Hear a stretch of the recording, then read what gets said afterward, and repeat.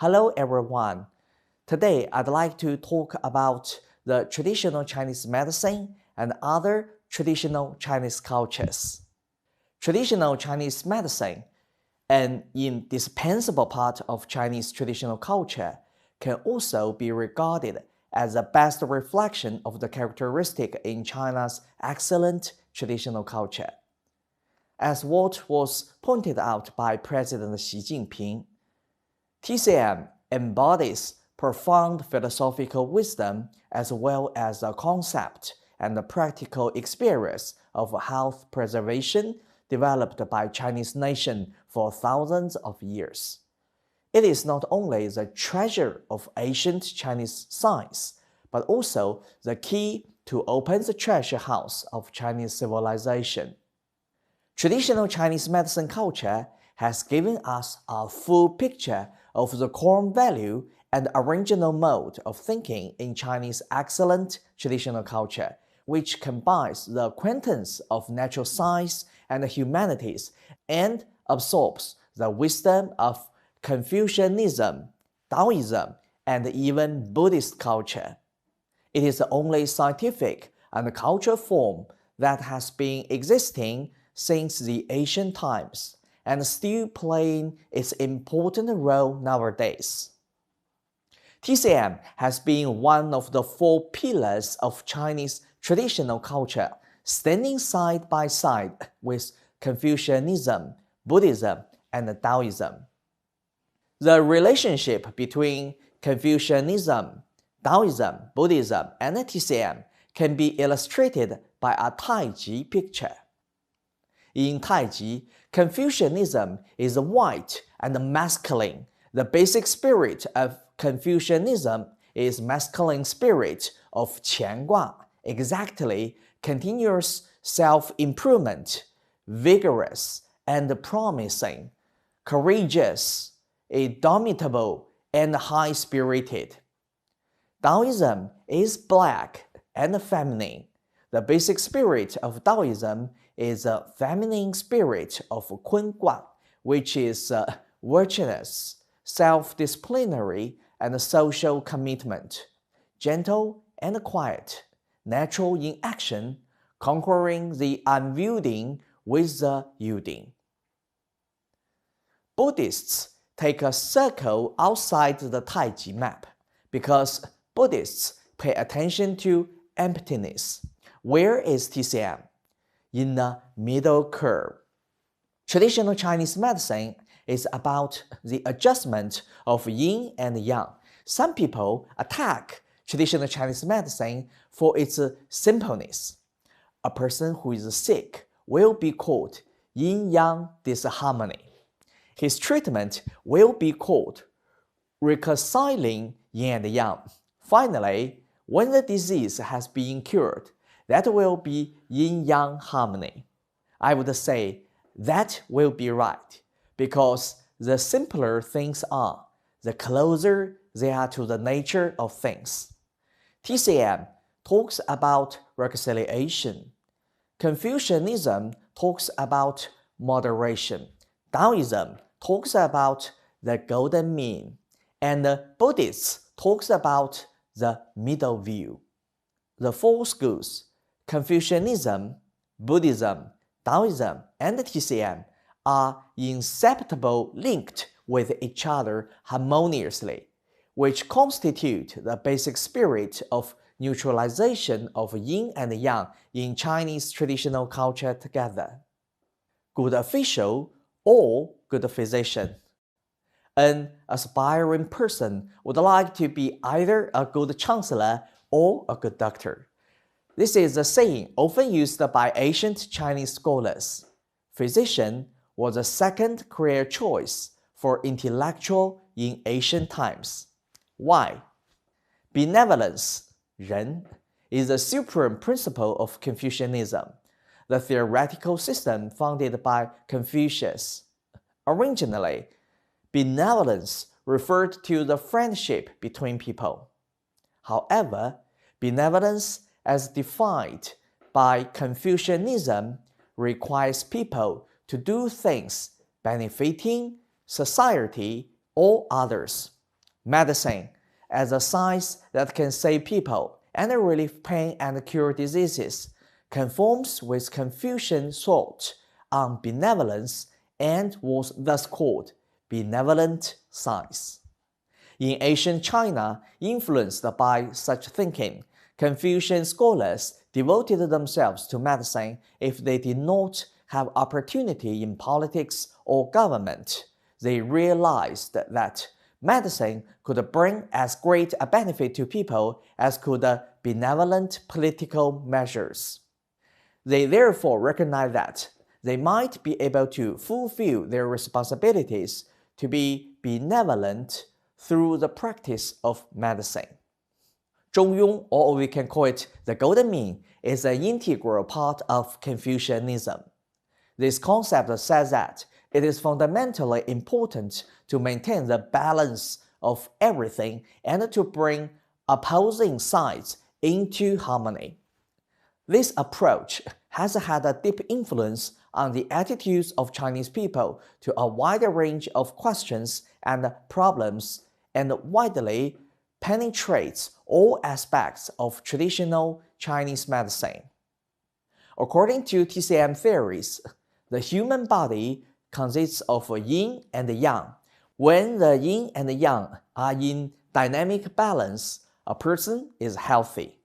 When the yin and yang are disordered, that is, the balance is broken, a person gets ill. Thus, all TCM therapies aim at balancing yin and yang alongside qi, we can call that vital energy, and blood, and aims to bring all these elements into harmony. Balance and stability are also emphasized in TCM. For example, the herbs in a TCM prescription are arranged in strict accordance with the hierarchy of emperor, minister, assistant, and attendant. This is done to harmonize the properties of the herbs by restricting the toxicities of some herbs and strengthening or changing the function of others. This enables herbs of various properties to form a new organic whole in which they are at their most effective. The shared roots of TCM and Taoism. As a Chinese saying goes, Chinese medicine and Taoism share the same origin, and Taoists are often physicians. Taoist theories, thoughts, and practice are closely related with TCM. Not only are the theories of ancient Taoists often found in TCM classic texts, but some Taoists themselves, such as Ge Hong and Tao Hongjing, were also famous medical scientists and made outstanding contribution to the development of traditional Chinese medicine. Ancient Taoists studied alchemy to become immortal. Despite the untenable nature of their goal, it can be argued that their experiments helped lay the foundation for pharmaceutical chemistry. As early as the Han, Wei, and the Jin dynasties, Taoists refined mineral medicines for the treatment of diseases. These medicines include mercury ointment for acarious treatment and mercury preparations for defecation. The Taoists also refined elixirs for oral administration. Man takes its law from the earth. The earth takes its law from the heaven. Heaven takes its law from the Tao. The law of the Tao is its 自然, or we call that natural laws, or being what it is a famous saying by Lao Tzu, the founder of Taoism. In this saying, 自然 refers to natural laws. According to Lao Tzu, people and nature make up an integral whole and should observe the same laws. He argued that no matter what lifestyle, preventive approach for disease treatment was being assessed. Any observation for analysis should be made against the backdrop of the whole natural environment. For instance, ancient Chinese normally followed a simple way of life, best summed up in the saying, starting work at sunrise and returning to rest at sunset. Laozi thought that if people stayed up at night and slept during the day, they would be violating the natural law and would fall ill. One of the fundamental goals of Taoism is to be compliant with nature. According to the doctrine, when complying with nature and returning to simplicity and nature, people should attach the importance to nourishing the soul as to nourishing the body. The aim of nourishing the soul should be to keep a peaceful, generous, and contented heart, and so maintain an inner happiness.